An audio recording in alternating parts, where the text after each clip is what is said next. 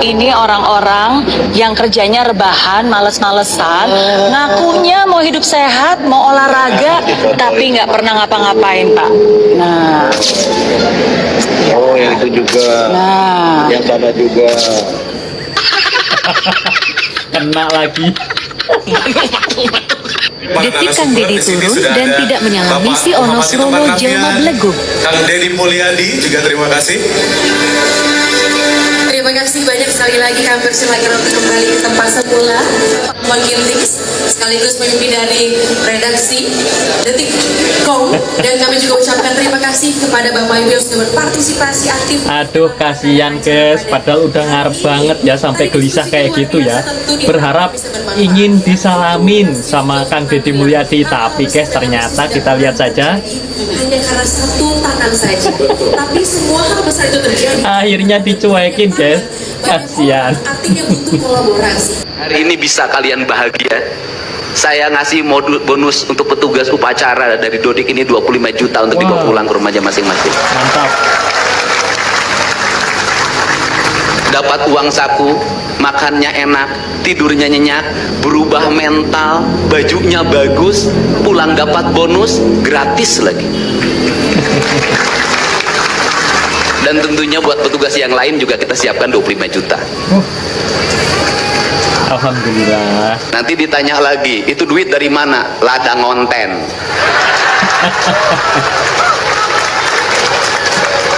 Saya selalu ditanya, Pak Dedi duitnya dari mana ngonten? Habis itu dimasalahin lagi, gubernur konten. Lebih baik dari jadi gubernur konten, punya duit diberikan pada rakyat daripada gubernur molor. Bener nggak? Bener. Ya kan, daripada gubernur tidur, gubernur protokoler, gubernur ingin dihargai, gubernur menghabiskan anggaran jalan-jalan ke luar negeri, tuh hayang ting hayang. Kang Dedi masuk gorong-gorong, ya sebentar lagi akan saya naik ke pesawat. Jadi Indonesia ini perlu mental yang kuat kalau ingin melakukan perbaikan. Kenapa? Harus kuat menghadapi kaum nyinyir.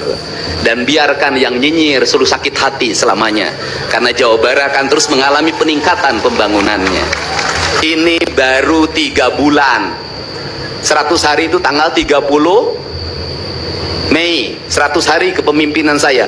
Belum 100 hari sudah banyak orang yang kepanasan. Apalagi 5 tahun. Dan saya ucapkan terima kasih. Ini upacara yang spesial. Kita dihadiri oleh pasukan khusus. Tepuk tangan semuanya.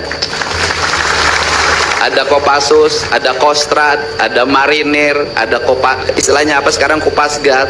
Kemudian ada infanteri, ada cavalry, kemudian ada pasukan angkatan laut, kemudian juga ada Brimob. Tepuk tangan semuanya, keren. Dan kalian semua, para peserta, ini yang keren-keren ini anak-anak kita ini.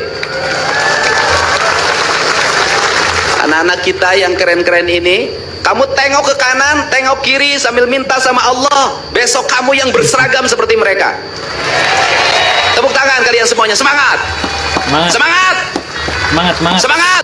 Assalamualaikum warahmatullahi wabarakatuh. Sampurasun. Rampes. Wargi Jawa Barat sadayana. Saya rek ngomong ya. Eta Dedi Mulyadi teh Gubernur Jawa Barat lain. Ngomong sanggahna wae. DPRD mah, Dewan mah kos obra cenah nyorotos teh. Udah DPR mah kobra aja. Kerjanya.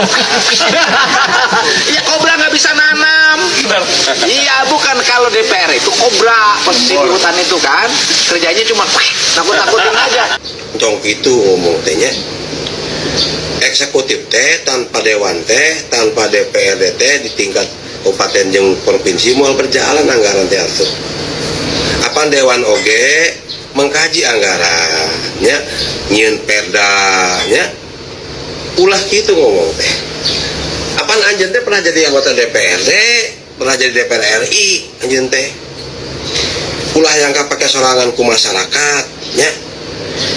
Ke zaman jadi bupati di Purwakarta, geus beres encan PRT, siltapna teu bareres, nya. Da teh nyaho atuh.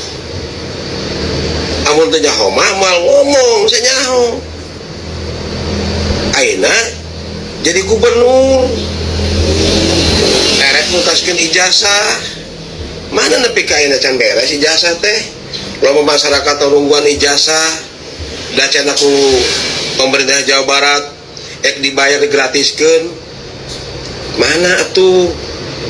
Terus deui eta masalah terus barudak teh dilarang alasan teh masalah orang tua nasinya pinjul eta mah urusan pribadi orang tua tuh yang pikanya ke anak erek timana oge atuh. Apaan anjeun teh pernah jadi jalan teu boga Nggak pernah. ngira jualan naon cik atuh kudu ngarumasakeun diri ulah ayeuna mentang-mentang keur jadi pejabat ngomong kesana wae atuh ka masyarakat teh. Urusan teh bereskeun hiji-hiji eta puncak kumaha ulah anu hiji dibongkar anu 11 disegel. Wali teh ngabongkar pegawai teh BUMD anu pemerintah daerah ulah sangeuna wae atuh. Coba ayeuna gara-gara dibongkar eta tempat wisata seberapa urang anu jadi pengangguran teh. Sing balik hirup teh ulah mentang-mentang jadi gubernur sangeuna wae ngomong teh. Ai amang kunaon cager kos nu heueuh we ari ngomong teh urang mah karek apalnya mun amang ieu teh mantan ketua DPRD Karawang terus baheula pas keur maneh jadi dewan geus berbuat naon ka warga Karawang. Ayo coba jawab. Hapunten pisan dia Pak Dewan, DPRD kan dipilih rakyat untuk mewakili rakyat. Nah kalau gubernur kan dipilih rakyat untuk menjadi pemimpin rakyat. Nah ini ketika wakil rakyat ini sudah tidak bisa mewakili aspirasi rakyat dan masyarakat, akhirnya ya wajar lah kalau pemimpin rakyat yang ambil alih semua dengan kebijakannya. Jadi yang namanya juga pemimpin rakyat ya nggak apa-apa dong ya kalau kayak gitu. Nah ini kira-kira yang jadi pertanyaan, ini DPRD kepake enggak gitu loh buat rakyat. Silahkan ya guys, yang tahu jawabannya langsung saja tulis di kolom komentar. Oke, kita lanjut lagi videonya. Aya jelema anu kieu nya merek we dina baju aktivis Karawang. Piraku orang Karawang teu nyaho gubernur Jawa Barat acan. Ku aing di bejaan gubernur Jawa Barat teh Kang Haji Dedi Mulyadi. Bener. Ari maneh bener teu nyaho gubernur Jawa Barat atawa pura-pura teu nyaho gara-gara henteu kapilih jadi anggota DPRD Karawang. Hah? Atuh da meureun masyarakat Karawang oge rek milih deui maneh kumaha da agar basa ngajabat jadi DPRD Karawang oge jalan jiga pangguyangan bagong oge diantepkeun atuh beko we digunuk-gunuk sapeda lah tuh Ieu anu disebut habislah ono terbitlah Toto anjing Toto Aisyah ngomong teh sok ngacapruk geus puguh masyarakat teh geus teu butuh kata-kata ayeuna mah masyarakat butuh nyata. Cik Toto sakali deui Toto dipake uteuk teh Toto geus puguh masyarakat Jawa Barat teu butuh diskusi butuhna dewan eksekusi. Manya urut dewan masih keneh bodoh Toto sia teh Toto. Menurut Suhu KDM gimana dari sudut pandang kejujuran? Nah, kalau dari sudut pandang kejujurannya, menurut saya semua manusia itu tidak ada yang jujur 100% teman-teman. Jadi ini tidak bisa. Tapi kalau saya sebagai analis ya teman-teman ya, saya meramalkan ya dari segala faktor ya. Saya ini menilai ya, saya ini bukan menilai KDM-nya, tapi saya menilai perbuatannya dan efek perbuatannya, actionnya, dari semua actionnya dan dari semua aspeknya ya, dari semua aspek, termasuk investor dalam perpolitikan ya, bisa dipastikan ya, setelah saya analisa bisa dipastikan kalau KDM itu pasti menjadi presiden Indonesia gimana pun caranya itu pasti ya. Jadi ramalan saya ini lebih cepat. Kita tinggal buktiin ya gak? Bener gak ramalan saya? Buktikan, guys. Nah kalau terbukti ya berarti kan terbukti saya sebagai analis ranking 1 di Indonesia bisa meramal jauh ke depan, bener gak? Presiden Soekarno, terus Gus Dur, dan selanjutnya ada Lor Rangga ya. Jadi beliau itu pernah bilang bahwa suatu saat nanti akan ada pemimpin nih, pemimpin Indonesia ya, yang dari orang Sunda guys. Nah ini mudah-mudahan aja ya, semoga ucapan beliau-beliau itu menjadi kenyataan ya. Silahkan yang mendukung Kang Deddy Mulyadi menjadi RI 1, kumpul sini guys ya. Oke, kita lanjut lagi. Hari ini kita disadarkan pada sebuah peristiwa di mana kita sering buta mata kita sering tuli telinga kita, dan kita sering gagu lidah kita ketika anak-anak kita berteriak di jalanan, mengusung sangkur, membawa celurit, saling berkejaran, darah menetes di setiap sudut kota, motor-motor dibakar, orang menjerit penuh rasa ketakutan. Kita hanya bisa diam. Ketika di sudut-sudut kota anak-anak kita menenggak ciu, ketika sudut-sudut kota anak-anak kita makan eksimer, ketika di sudut-sudut kota anak-anak kita makan minuman oplosan, mereka jatuh tersungkur, matanya merah penuh dengan rasa emosi, pulang ngamuk ke orang tuanya, kita hanya bisa diam.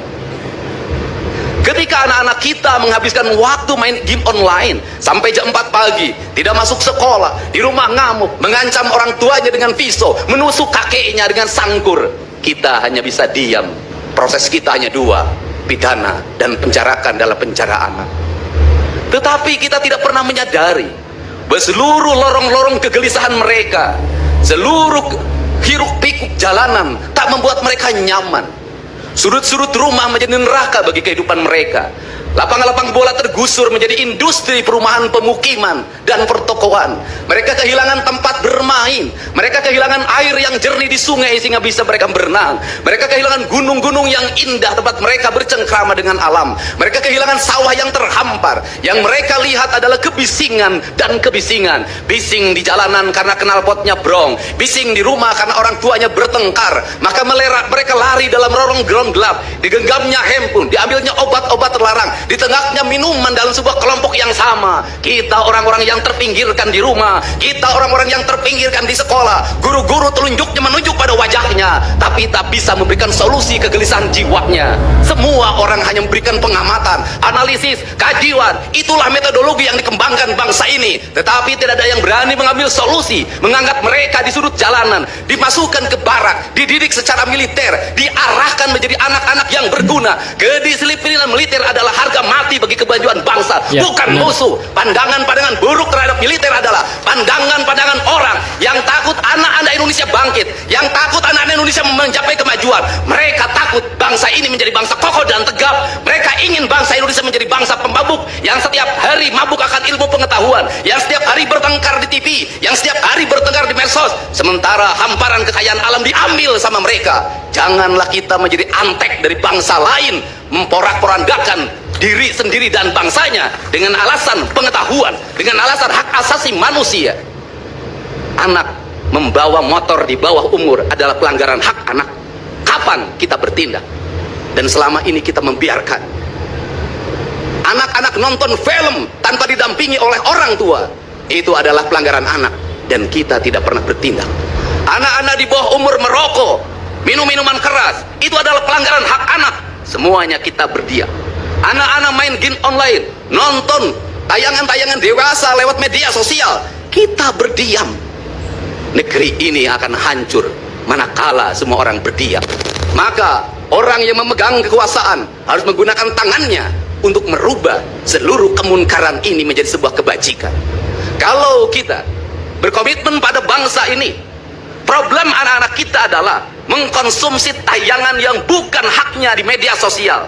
Maka saya meminta peraturan pemerintah yang mengatur tentang itu segera dilaksanakan. Anak-anak di bawah umur tidak boleh mengakses media sosial yang bukan. Assalamualaikum warahmatullahi wabarakatuh, teman-teman semua. Viral ya, mantan DPRD Kabupaten Karawang mengkritik keras Kang Deddy Mulyadi sampai beliau menyatakan bahwa jangan semena-mena mentang-mentang menjadi gubernur memperlakukan kebijakan dengan semena-mena, memperlakukan rakyat kecil dengan semena-mena, ya. Dan di sini dia malu sendiri teman-teman ya.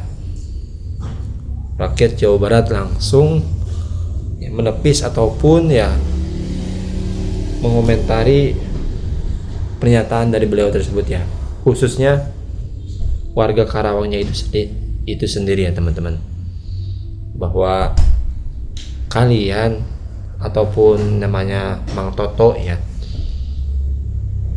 ketika menjabat menjadi DPR ataupun ya banyak manfaatnya tidak untuk warga Karawang seperti itu ya. Dan lucunya ya, beliau menggunakan kaos DPRD ya, tapi beliau pun tidak paham ya maksud dari pakaiannya tersebut. Apakah beliau cuman hanya sekedar menjadi dewan perwakilan rakyat daerah tapi tidak menjalankan dengan tugasnya seperti itu ya? Pantas saja ya warga Karawang tidak memilih dia kembali untuk menjadi anggota DPRD Kabupaten Karawang. Ya, dianya pun seperti itu ya teman-teman. Mungkin kalau KDM melihat orang ini mungkin akan diciduk ya, ataupun diberi peringatan ya, karena ulah pernyataan dari beliau tersebut ya teman-teman.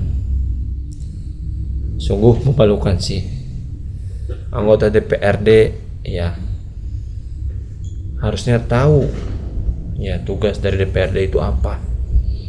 Jalan lubang dibiarin, aduh ngelewat. Harusnya sebagai anggota DPRD tahu ya gimana tugasnya ya.